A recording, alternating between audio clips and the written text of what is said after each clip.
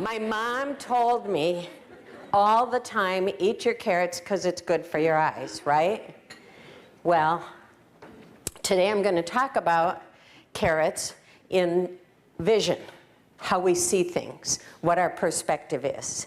So I learned a lot about carrots from several different people, but obviously my parents. We learn a lot from our parents. And my parents always had this global picture. Instead of seeing little things that were going on, they always saw the big picture. It was like this. You are here, but what difference will it make 100 years from today? You know what? You guys are making a difference 100 years from today.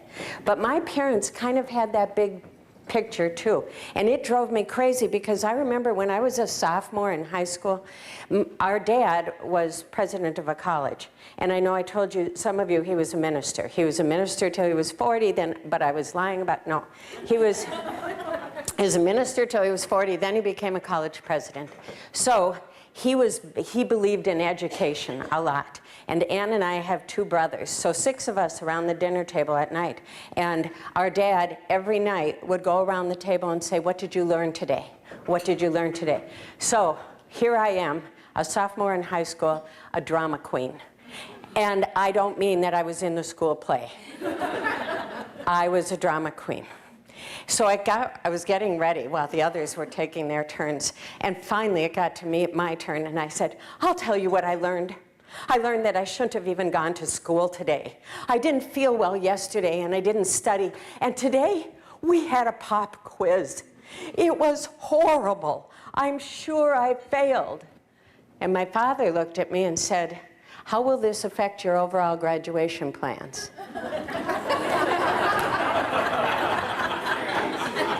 I wanted the family to buy in this soap opera drama of Ruth.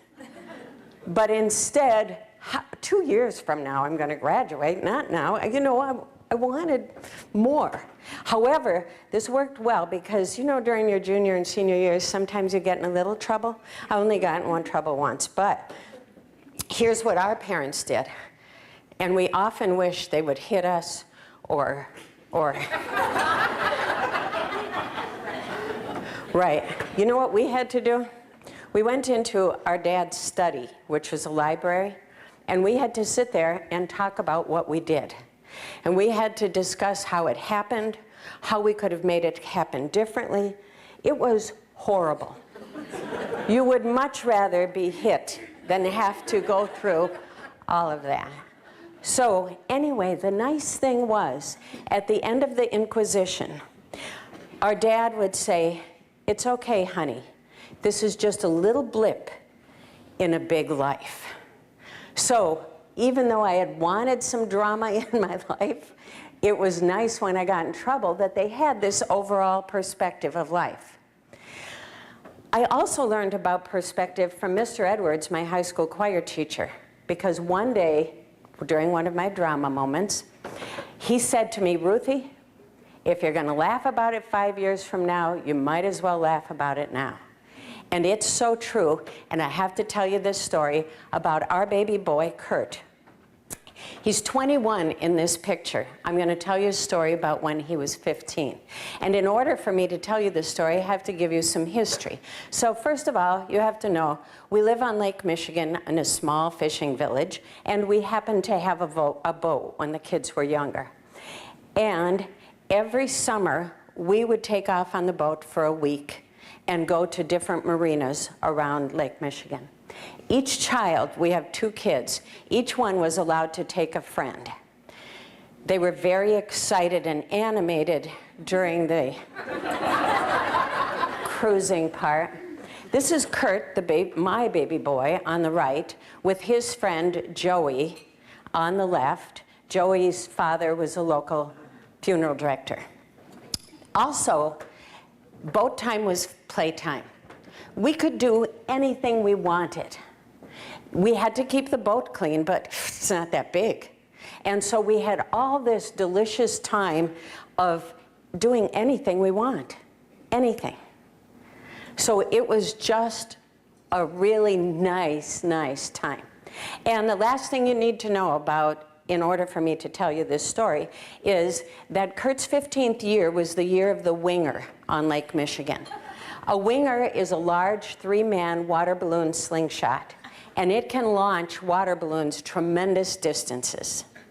So when you'd be pulling into a marina, you'd be pelted with water balloons.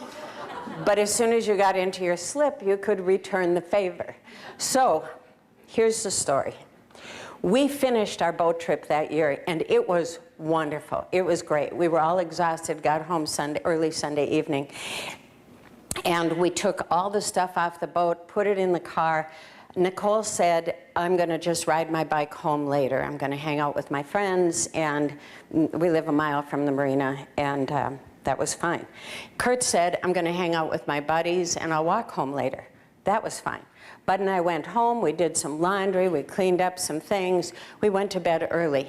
We were exhausted. And so about 11 o'clock at night, I'm lying there, and I feel this hand on my hand, and it's shaking my hand, and there's a voice saying, Mom, Mom. And I open my eyes a slit, because I really don't want to wake up. And I say, Ugh. And it's Kurt. And he says, Mom, the police brought me home. Now, this was not my moment to get Mother of the Year, because I was exhausted. So I took my hand out from under his, and I patted his, and I said, we'll talk about it in the morning. But he grabbed my hand again, and he said, Mom, you don't understand. They're downstairs.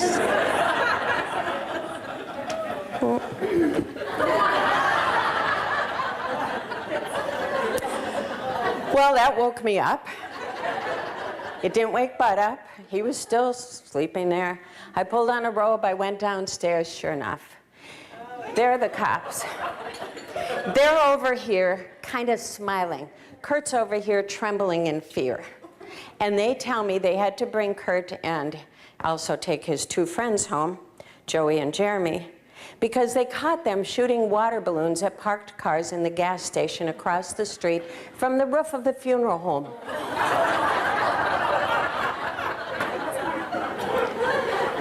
Carrots. If you're going to laugh about it 5 years from now, I'm telling you this story because we all have kids in our lives. We all have parents in our lives. We all have some of us have siblings. We've got friends. There are things that happen that we think, oh my gosh, this is horrible. But the truth is, it's a good story. It's just a good story. And we need to use the concept of carrots in our personal lives and in our professional lives. When we're at the pool, sometimes, I know that some of you are building new pools or trying to get new pools built, and some of you are trying to build new careers, and some of you are trying to expand your business. And sometimes we think it's just like we're knocking our head against a wall. It's so hard to do. We're trying to move forward. We're trying to get someplace, and it's difficult, and we feel like this. But if you have the little perspective, if you look at the little picture, you don't see that overall picture that says opportunity is now here. And that's what it is. Opportunity is in everything, even the difficulties, even the challenges. There's some kind of opportunity there. We are given those challenges, those difficulties, those trying times so that we learn something. And once we learn them, then we can move forward. Sometimes we're given those because we're being pushed in a certain direction in our lives. And we're really comfortable where we are, but no, we get knocked out of that spot, and we have to move to another spot. So in our workplace, sometimes it's scary what's happening. Sometimes we're just not sure about the future. The truth is, we're never sure about the future. And we should look for the opportunity in everything that happens. Many years ago, AT&T was called a monopoly, and the government decided they had to break it up. At the same time, God bless you. At the same time, the savings and loans were being deregulated. So a company hired another company to go in and find out what was happening to employees in these AT&T offices and savings and loans. And this is what they found. These people had no idea what the change was going to be, but they did know that change was coming. And these are not numbers across the board. These are in every single office and savings and loan. 20% of the people were so stressed and so nervous about the future that they got sick. Another 5 to 7% were so nervous and so upset about these changes in their lives that they got sick and died. And then another 5 to 7% became more effective. They were more productive. Now, those last two, 5 to 7%, are not the same, but I have worked with people who, had they died, would have been more productive.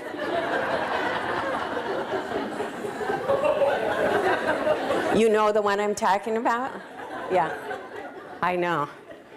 So anyway, the company said, this is what we want. We want to hire those ideal employees, the 5 to 7% who can go through the rough times, the 5 to 7% who can deal with the uncertainty of the future. Those are the ideal people. So tell us how we find those.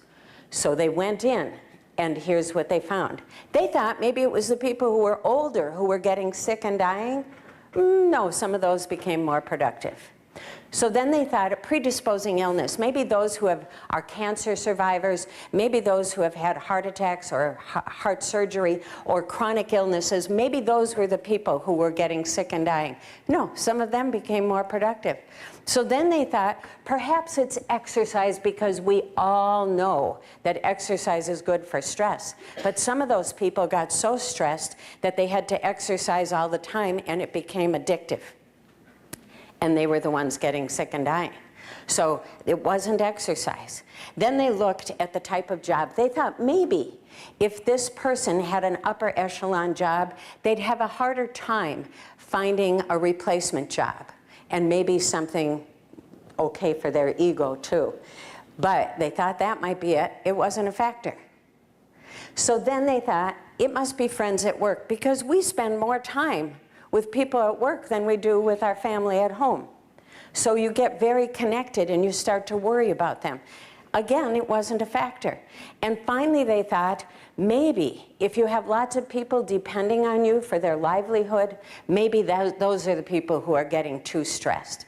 Wasn't a factor. Do you know what the difference was? Carrots. Carrots was the difference. Because the people who became more effective, the people who became more productive, they were the ones who thought, whoa, maybe my boss will lose his job and I'll get it. Or maybe I'll get fired and I'll be able to start that job I always wanted to start. All they had, it was the same situation, but they looked at it from a different perspective. Those of you who are therapists, you know you see this all the time. Some patients should be getting better and they don't, and some shouldn't get better and they do, and it's all carrots. It's all how we see things, what our perspective is. We need to use this in our business lives, in our fun pool time, when we're wet. It's the water that connects all of us. And we need to know that even though sometimes things look rough, there is an opportunity there. There is an opportunity to learn something and move forward. Sometimes there are people who see the doom and gloom all the time, aren't there? And it could be that water half full, half empty, space for vodka, whatever you call it. But Bud and I have some friends. This couple is our friends, and the guy is Mr. Doom and Gloom. I mean, when he turned 40, it was like, oh my gosh, my life is half over. I want to do all these things. I can't believe that I'm in this situation. Do you know what? He's got more money than he could ever spend in this lifetime. He's got a beautiful wife, beautiful family. He's got a couple of homes. He's got more than you could want. But he has a doom and gloom. You talk to him about business. You talk to him about things going on in the community. Everything is a problem for him. And he's my age. He's 10 days older than I am. So last year, we turned 65. He couldn't have a party. He couldn't, you could have fitted him for a casket. He was in such bad shape. We knew, I should have done it. Should have given him dimensions. We need to take a lesson from our mom. When Mom turned 75, she saw it as an opportunity to have some friends over, to have some family over, to eat some birthday cake, to have some ice cream, to get some presents. This woman was smart. We need to look on not just our birthdays, but everything as an opportunity to expand ourselves, to have some fun, because there's something good in everything that happens. She always knew how to find the good. The Chinese word for crisis contains two other characters: danger, opportunity. And that's the way life is, isn't it? Every single opportunity comes to us with kind of a negative side. And yet, if we can learn from that side, there's going to be an opportunity in there. My great Aunt Ruth, can you tell how I got my name? She used to say there's a silver lining in every cloud. And she lived that way. When her husband was sick and dying, she didn't say, oh my gosh, he's sick, I don't know what I'm going to do, all these problems. She said, we have so many wonderful friends. We have people who are calling, who are sending cards, who are coming to visit, friends, family. We are so blessed. She looked at the good side of it. And then when he finally died, she didn't say, even though she was suffering, she didn't say, I'm so lonely. This is so hard to live alone.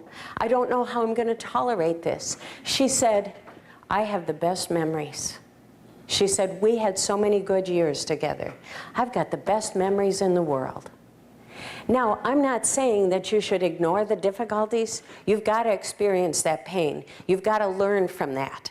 But you've got to see the good side too. There's a silver lining in every single cloud. So no matter what happens, my feeling this year, what I sent out to our office staff is only good lies ahead. Only good lies ahead. Everything will work out perfectly. You just have to find that good sometimes, because sometimes it's really snuck in there with some danger, some scary things, some difficult. Those of you building pools, oh my gosh, my heart would be fluttering all the time, because that's scary. That's so scary. But only good lies ahead. The opportunity is there. You can do it. So I started with a story about our baby boy. I have to finish with a story about our baby girl. Nicole, that's our baby girl, was our firstborn, and she was wonderful. At age 4, she taught herself to read. So we had her tested in Michigan, where we lived then. And she had a genius IQ. Now, Bud also has a genius IQ. They're smart. Kurt and I were just fun. But she was wonderful. She was in Brownies, she was in 4-H, she was in Girl Scouts, she rode horses, she was in choirs, she was in band, she was in all the church groups. When she got older, she was first mate on a charter fishing boat on Lake Michigan. And then when she was in high school, a sophomore, she was a cheerleader. When she was a sophomore, the Rotary came to her, because the organization, you know what I'm talking about, they came and said, we'll pay to send you to Europe and you can spend your junior year abroad. And she came home so excited. But I wasn't excited about it, and I called Ann on the phone and I said, I try to say yes to my kids for every possible things I can, everything I can. But Nicole has never been away from home alone. She's always been with friends or with family.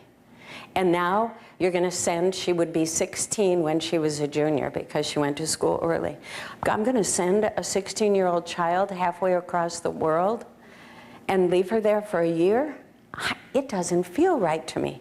And Ann said, why don't you send her here for a semester? Now, at that time, Ann and Tim lived in Southern California. So I talked to Nicole and I said, how about you just go and stay with Auntie Ann and Uncle Tim for your first semester of junior year? And she said, yeah, that'd be great. So I think she just wanted to get away from home. And I sent my beautiful little girl to Southern California to live with Ann and Tim. Look at her. She's just wonderful. This is what they sent back.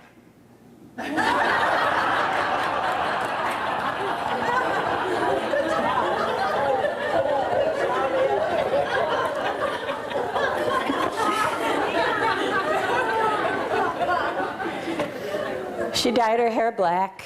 She made it all stand up. This was before the full mohawk. She got that later. She wore black eyebrow pencil, black eyeliner, black lipstick. She wore black combat boots. She wore ripped clothes from the resale shop.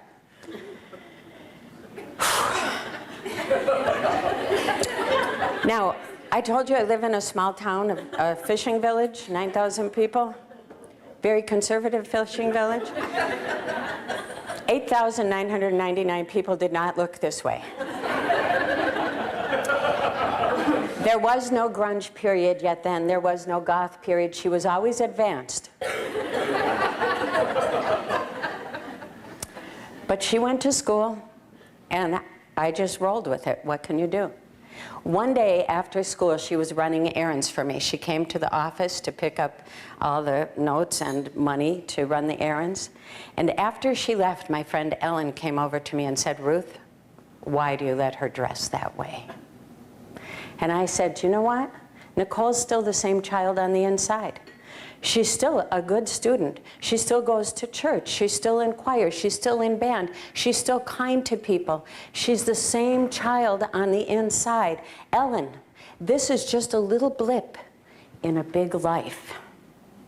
And by the next year, she may have been the only one who was asymmetrical in Port Washington, but she was looking more, well, I don't want to say better, because she was my baby all along and still is, but she was looking more conventional. So carrots, that's all I wanted to talk to you about today, because what you are doing is so important. My mission in life, and we find those missions when we got knocked out of the places that we find comfort, and no, you're not supposed to be doing that, obviously. Now you've got to go on a different path and a different path.